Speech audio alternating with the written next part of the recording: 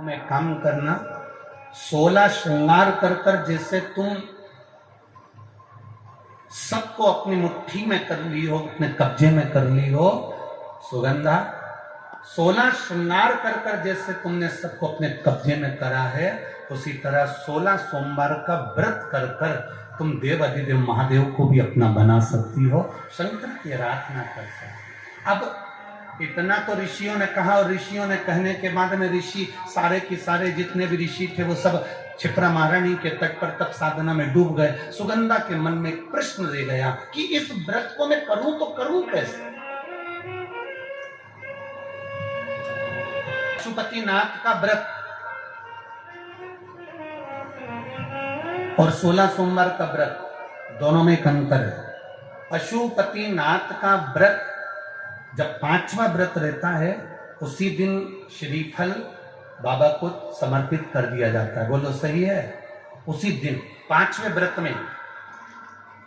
पर 16 सोमवार का जो व्रत होता है, इसका जो उद्यापन होता है वो 16 सोमवार पूरे होने के बाद 17वें सोमवार पर इसका उद्यापन का महत्व है।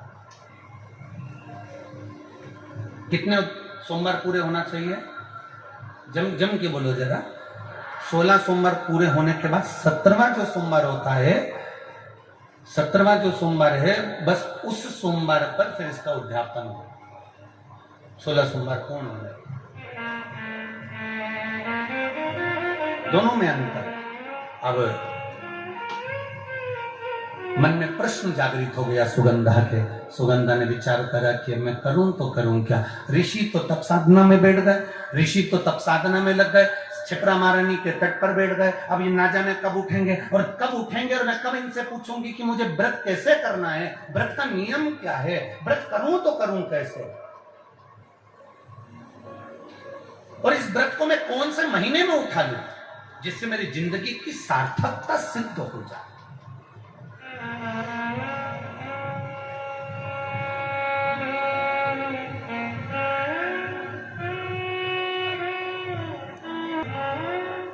सुगंधा ने देखा कि सारे के सारे ऋषि तप साधना में बैठे हैं, अब मैं करूं तो करूं क्या। 1 वर्ष निकल गया। सुगंधा उन ऋषियों के जहां पर वो तप कर रहे थे उनके तप स्थली के सम्मुख में बुआरी काट रही है। जैसे शबरी अम्बा, मां शबरी राम जी की प्रतीक्षा में जैसे बुआरी काटती थी, झाड़ू लगाती थी, सेज बिछाती थी, पुष्प की रंगोली डालती थी, ऐसे वो सुगंधा भी ऋषियों के जागने का इंतजार कर रही है। वो ऋषियों के जागने का इंतजार कर रही है। नेत्र खुलेंगे, कभी तो ऋषि बोलेंगे। हमारे इसमें कई माताएं ऐसी बैठी हुई हैं, पंडाल में भी और टीवी के सामने जो माताएं आस्था चैनल पर कथा सुन रही हैं, फेसबुक यूट्यूब पर जो कथा सुन रही हैं, उसमें भी कई माताएं कहीं होता तो वो मंदिर जाना छोड़ देते।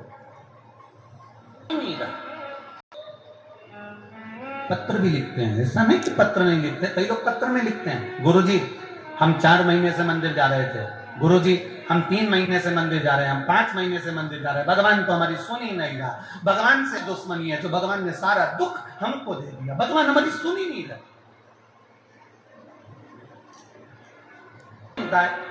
इतने सारे आपके पास में पत्र आते हैं, गुरुजी भगवान सबकी सुनता है तो हमारी क्यों नहीं सुन रहा। हम भी तो मंदिर जा रहे हैं, हम भी तो भगवान को जल चढ़ा रहे हैं, हम भी तो भगवान के मंदिर में झाड़ू लगा रहे हैं, हम भी तो भगवान के मंदिर में पोछा लगा रहे हैं, हम भी तो भगवान का श्रृंगार कर रहे हैं, फिर भगवान हमारी सुनता क्यों नहीं है।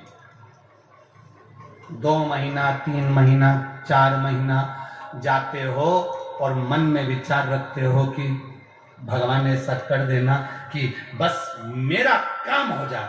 भगवान भी मन में सोचते हैं तो चिंता मत कर, तेरे यहाँ किसी की दुकान हो तो उस दुकान को एक बार देखना। एक दुकान में सेठ जी बैठा रहता है, उसको घर पर 5 लाख रुपए पहुंचाना। समझना जरा बहुत अच्छे से। सेठ जी दुकान पर, ऑफिस में, और उसको 5 लाख रुपए अपने घर पर भेजना है। उसके यहां पर 15 नौकर काम कर रहे हैं। एक नौकर 1 महीने पहले लगा, एक नौकर 3 महीने पहले लगा, एक नौकर लगा। अब सेठ जी वो 5 लाख रुपए अपने घर भेजना है, तो कौन से नौकर के हाथ में देंगे?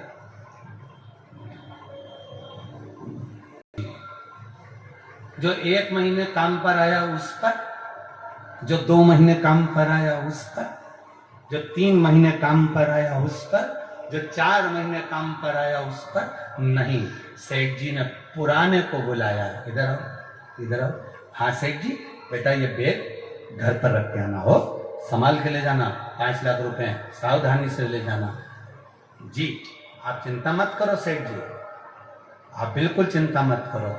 सेठ जी ने 5 लाख का बैग दिया, और 5 लाख का बैग उस पुराने नौकर ने, जो 2 साल से 3 साल से 4 साल से लगातार सेवा में लगा हुआ था, वो 5 लाख का बैग सेठ जी ने उसके हाथ में पकड़ाया कि ये तुम देकर आना। बस उसी तरह वो भोलानाथ और अपन उसके चाकर हैं, वो भी हमारे हाथ में इतनी जल्दी नहीं दे देता है, वो देगा जब आपको पूर्ण तरह से परख ले। 2 महीना मंदिर का भगवान से प्रार्थना कर लेते हो, भगवान हमको ये दे देना, भगवान हमको ये दे देना। तुम 1 महीना मंदिर जाके मन में सोचते हो कि जमीन में से कहीं गड़ा हुआ धन का हंडा निकल जाए, तो ऐसा कोई महाराज हो जो धन का हंडा निकाल के दे दे तो हमको भी बता दे। नहीं, तुम मेहनत करोगे, जितना जितना तुम परिश्रम करोगे, और भगवान के प्रति जितना जितना तुम्हारी दृढ़ता, जितना जितना तुम्हारा विश्वास बढ़ता चले जाएगा, जितना विश्वास बढ़ेगा तुम उतने भगवान के नजदीक आते चले जाओगे। फिर तुम्हारा दुख तुम्हारा नहीं रहेगा, फिर तुम्हारा दुख बाबा देवादिदेव महादेव का खुद का हो जाएगा, क्योंकि तुम्हें दुख ही नहीं दे। गुरु की शरणागति में जाओ या किसी पुण्य जगह पर, धर्म की जगह पर आप जाएं तो सेवा जरूर करो। मेरी माताएं बैठी हैं, मेरी जीजियां बैठी हैं, मेरे भाई लोग बैठे हुए हैं, उनसे निवेदन करेंगे कि अगर मौका लगे तो सेवा जरूर। दुनिया में कहीं नहीं मिलेगा। हम कहते आए हैं, महीने में काम ना हो, 3 महीने में काम ना हो, एक बार पशुपति व्रत से काम ना हो, एक बार 16 सोमवार के व्रत से काम ना हो, एक बार भगवान के जल चढ़ाने से काम ना हो, छोड़ना मती, क्योंकि जितना संबंध परमात्मा से पुराना होते चले जाता है, भगवान उतना भंडार भरते चला जाता है। इंतजार करती रही थी, इंतजार। शिव को जल चढ़ाने वाले एक बात याद रखना, थोड़ी प्रतीक्षा जरूर करना। परीक्षा वो करेगा, प्रतीक्षा तुम करिए। शिव को जल चढ़ाने वाला प्रतीक्षा करना, इंतजार करना। इतनी जल्दी डोलना मती कि मेरा काम नहीं हुआ तो मैं मंदिर नहीं जाऊंगी, मेरा काम नहीं हुआ तो मैं शंकर जी के मंदिर नहीं जाऊंगी। आप मंदिर के अंदर भी नहीं जा सकते तो शिवालय के सामने से, मंदिर के सामने से निकल कर जाते जाते श्री शिवाय नमस्तुभ्यम कहते भी निकल गए तो भी बाबा सुन लेता। सरल है, सहज है।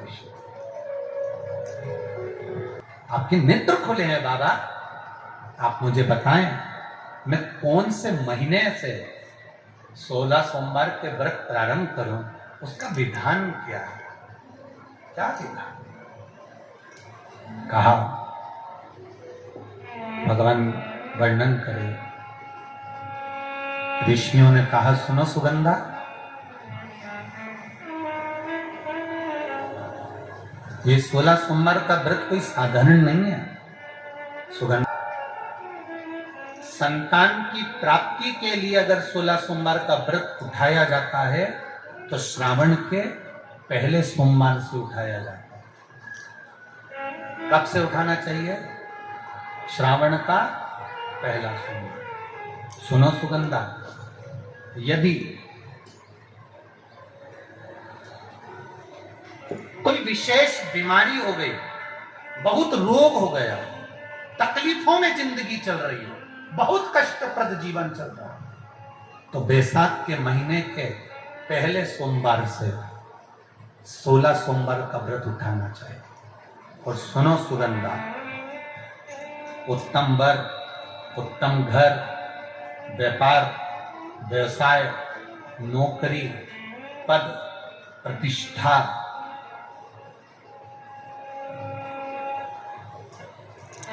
अगर हमें व्रत करना है तो मार्गशीर्ष मास का पहला सोमवार से इस व्रत को प्रारंभ कर देना चाहिए।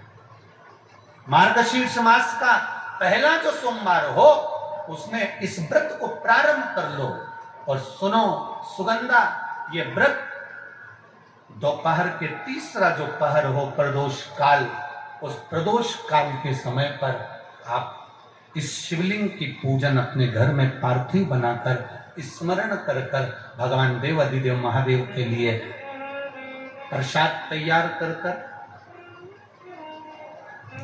आप जिस भाव से भगवान शंकर का आटा सेक कर या चूरमा बनाकर या मलिदा बनाकर जो भी आप बना रहे हैं, उससे 3 हिस्से प्रसाद के इस 16 सोमवार के व्रत में भी होते हैं। कितने हिस्से होते हैं? 3 हिस्से। पशुपति व्रत में 16 सोमवार के व्रत में एक अंतर भारी है। पशुपति व्रत में 2 हिस्से मंदिर में रह जाते हैं, एक हिस्सा अपने साथ आता है और स्वयं को खाना पड़ता है। पर 16 सोमवार के व्रत में यह भाव है, एक हिस्सा भोलेनाथ का रहता है, दूसरा हिस्सा भक्तों के लिए, शिव भक्तों के लिए रहता है, और तीसरा हिस्सा आपके लिए रहता है। यदि पूरा ना पा सकें तो दूसरे को भी आपके हिस्से का प्रसाद दे सकते हैं, प्रदान कर सकते हैं। अब आ जाओ संग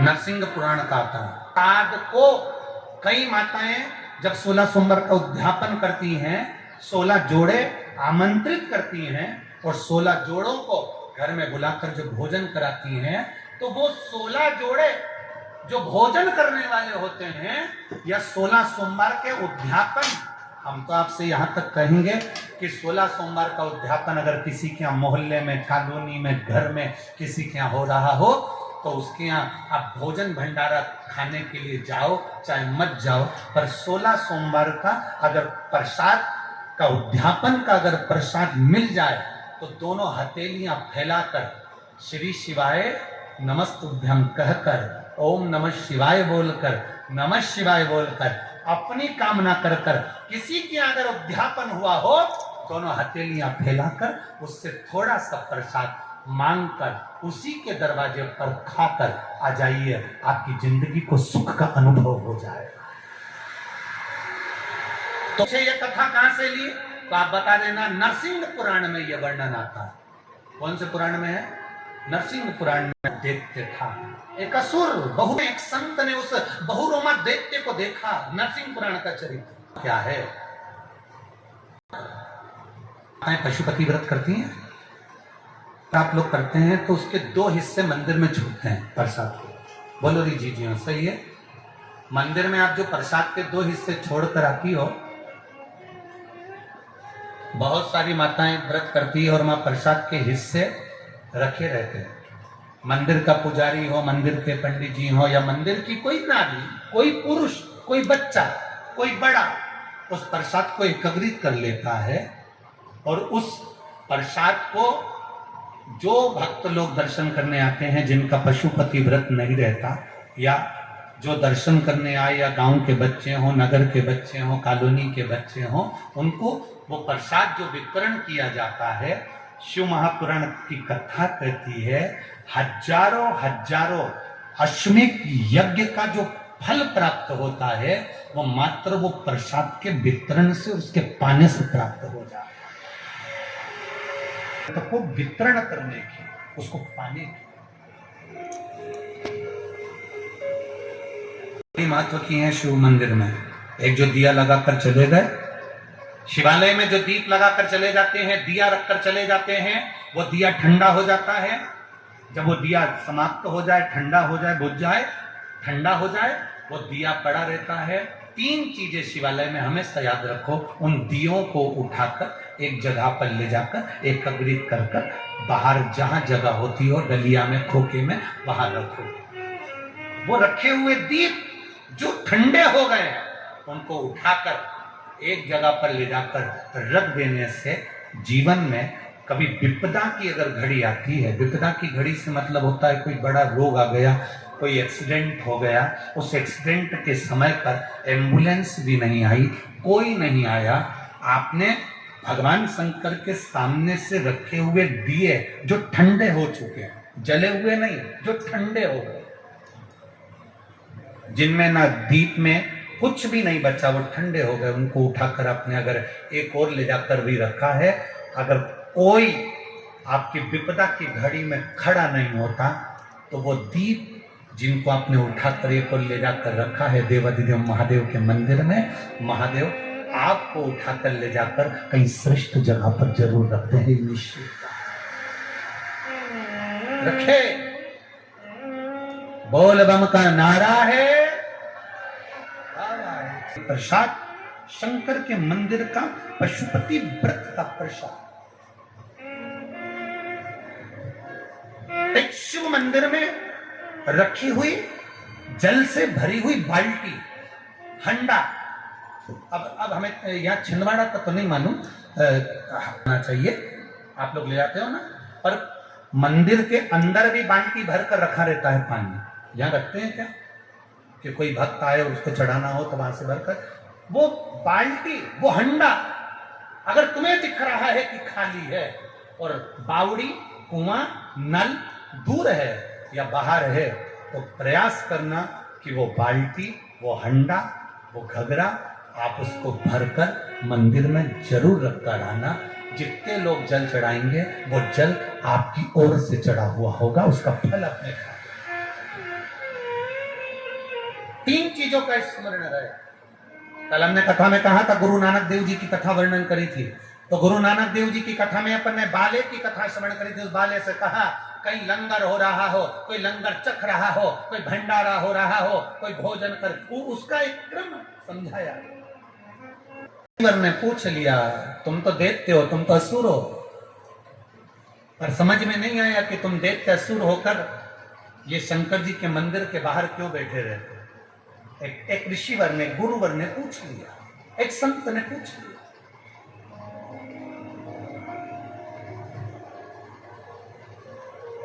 कल कथा में कहा था, जिसको जनता चुनती है वो संसद में बैठता है, जिसको भोलेनाथ चुनते हैं वो शिव महापुराण में बैठता है। संसार का मनुष्य, संसार में रहने वाला जीव जिंदगी में अगर 16 सोमवार का व्रत भी नहीं कर पाया और अगर 16 सोमवार की मात्र शिव तत्व कथा को श्रवण कर लेता है तो 16 सोमवार के उद्यापन और व्रत का फल मिल जाए। छिंदवाड़ा की पवित्र भूमि पर जितने लोग कथा सुन रहे हैं और जो छिंदवाड़ा रह गए, अगर मौका मिले तो जीवन में दूसरी बार बार बार शिव पुराण अपने छिंदवाड़ा में नहीं आएगी, बड़ी मुश्किल से कहीं। सोमवार का व्रत भी नहीं कर सकते तो ये दिवसीय जो 16 सोमवार शिव महापुराण की कथा 16 सोमवार के व्रत के महत्व की चल रही है, उसको ही सुन लेना तो तुम्हें पूरे 16 सोमवार व्रत का फल प्राप्त हो जाए। मंदिर के बाहर बैठा बहुरोमा ने कहा, मेरे पूर्व के संस्कार होंगे। बहुरोमा कहता है, मैं चंद्रवंश के राजाओं में एक राजा था, मेरा नाम जयध्वज था। व्रत का बड़ा भाव, मैं चंद्रवंश के राजाओं का राजा था, मेरा नाम चंद्रवंशी राजाओं में था, मेरा नाम जयध्वज था।